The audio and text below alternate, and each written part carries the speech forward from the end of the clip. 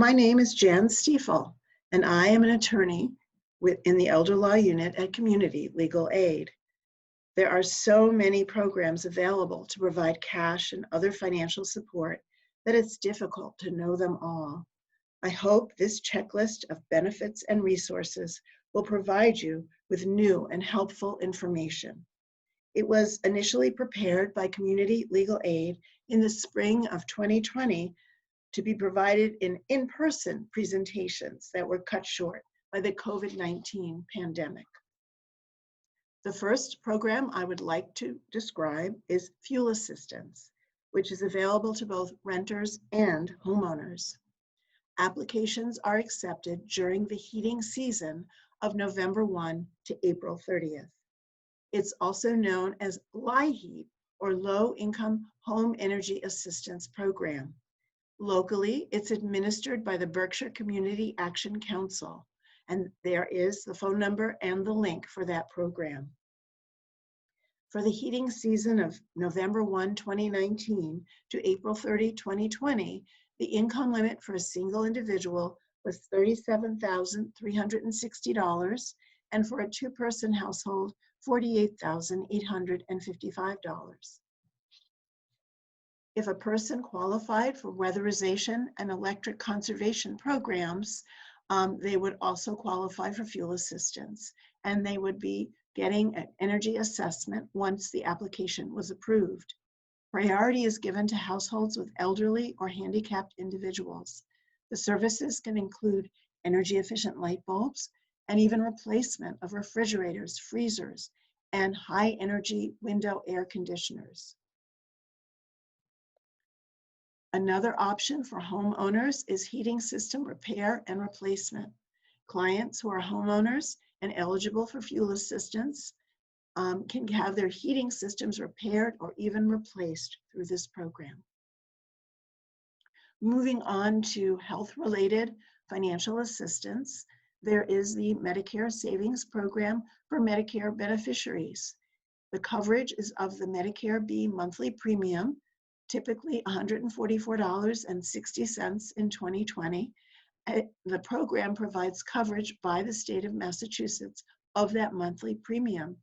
And another benefit is that payment of that premium each month by the state does not become part of a Mass Health lien against one's estate. One does not have to worry about that. As of January 1, 2020, the income and asset limits were raised.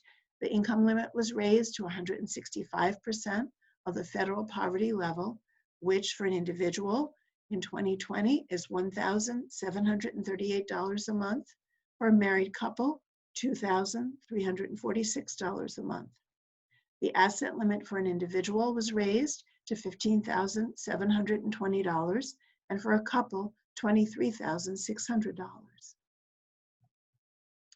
Another benefit available to help with health coverage costs, specifically prescriptions, is the Massachusetts Prescription Advantage Program, available to residents age 65 and older, as well as younger individuals with disabilities who meet certain income and employment guidelines. Both of those programs, as well as assistance enrolling in Medicare, Mass Health, and insurance to supplement Medicare, are available with the help of a SHINES counselor. SHINES stands for Serving the Health Information Needs of Everyone, and a person can find a SHINE counselor near them by calling the number on the screen. A cash assistance program available to low-income individuals is the Supplemental Security Income Program, or SSI, and possibly the State Supplement Program, SSP. There are income and asset limits to qualify.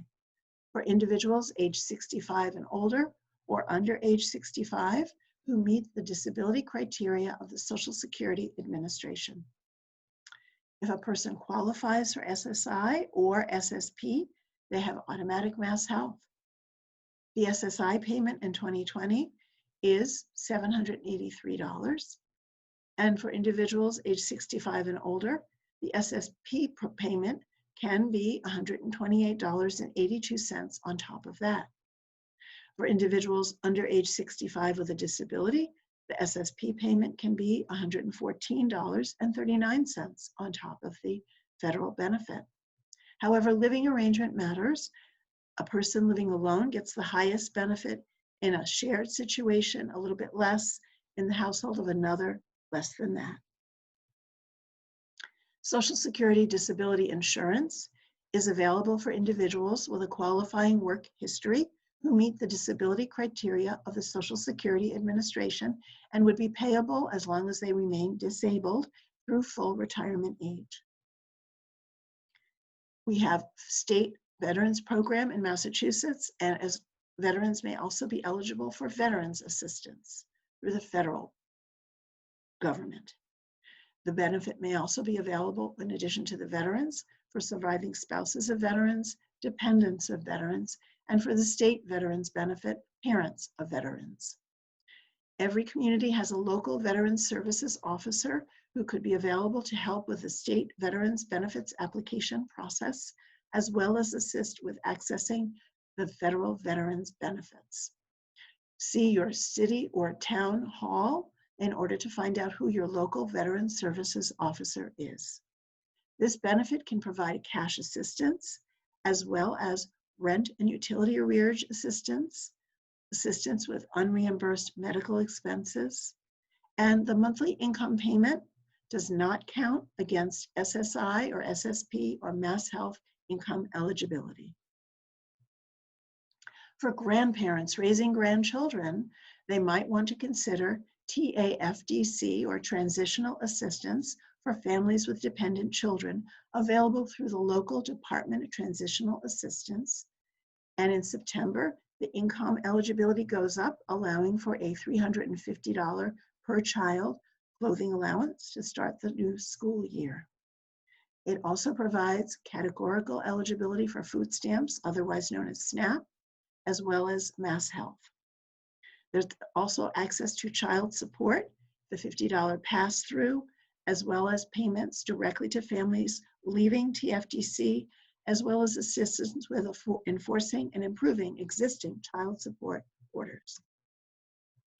Finally, grandparents raising grandchildren might qualify their dependents for Social Security dependent benefits.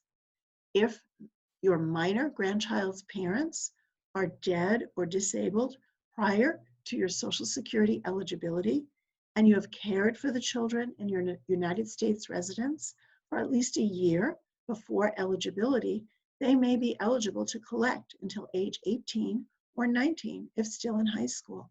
They would receive 50% of your benefit, and grandchildren disabled before age 22 can collect once you get Social Security also, without the age cap. There's also a circuit breaker tax credit for renters and for homeowners, and I'm going to talk about the renters first. They must file a state income tax return in order to access it. It is based on the actual rent you pay in the tax year. The maximum credit amount for tax year 2019 was $1,130. If you are eligible in the current tax year, but did not file a state income tax return or claim the credit, you can claim up to 3 prior years before the current tax year. You must be a Massachusetts resident or part-year resident, and you must be age 65 or older by January 1st of the following the tax year for which you're claiming. You must rent residential property in Massachusetts and occupy it as your primary residence. Income limits in 2019 were $60,000 for a single individual, not the head of household, $75,000 for head of household, or $90,000 for married couples filing a joint return. There's a formula to estimate what your tax credit will be. For renters, 25% of your annual Massachusetts rent must exceed 10% of your total Massachusetts income for the tax year. To plug in some numbers, a single individual with a monthly rent of $800 and monthly income of $1,200 would get a credit of $960. For homeowners, the circuit breaker tax credit is based on the actual real estate taxes paid in that tax year. You have to own the property and occupy it as your principal residence. In tax year 2019, the maximum credit was $1,130. Again, you can go up to 3 years of claiming for retroactive past years. You have to be a Massachusetts resident or part-year resident.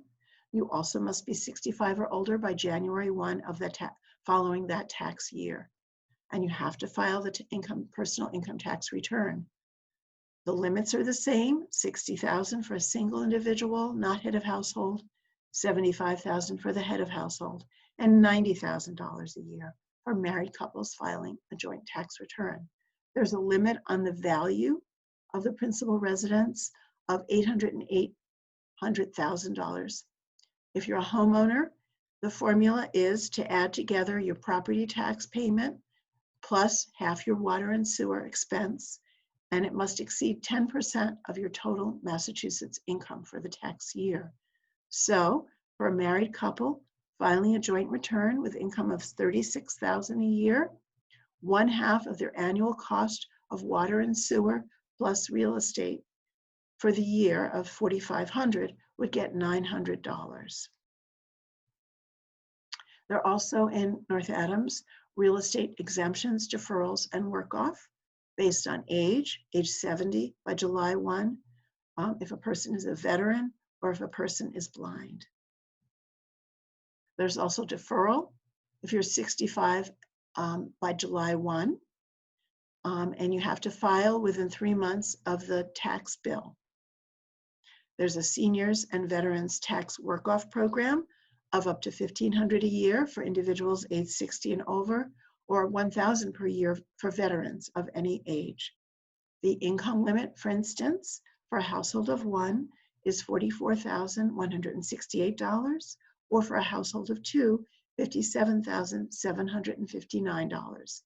Again, your City Hall has all the details, as well as the Senior Center.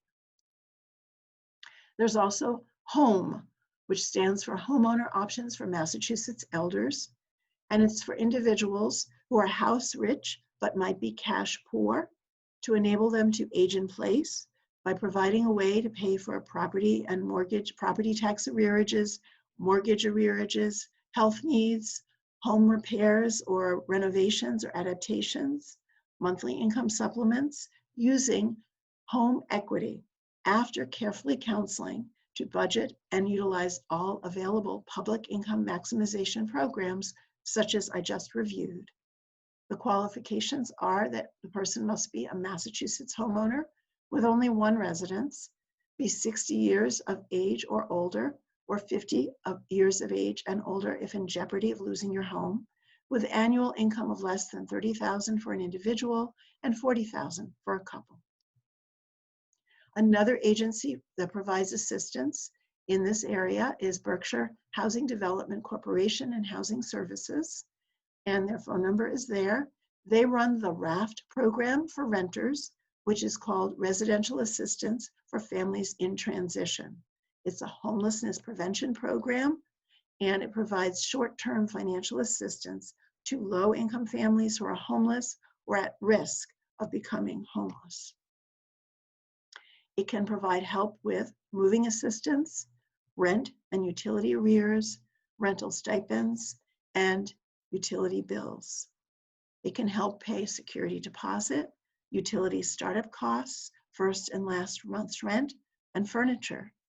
And it can be up to $4,000 within any 12-month period.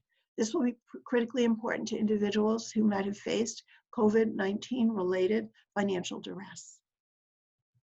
I hope that you have found this information of use and that you will be able to access additional resources about which you didn't know. Thank you.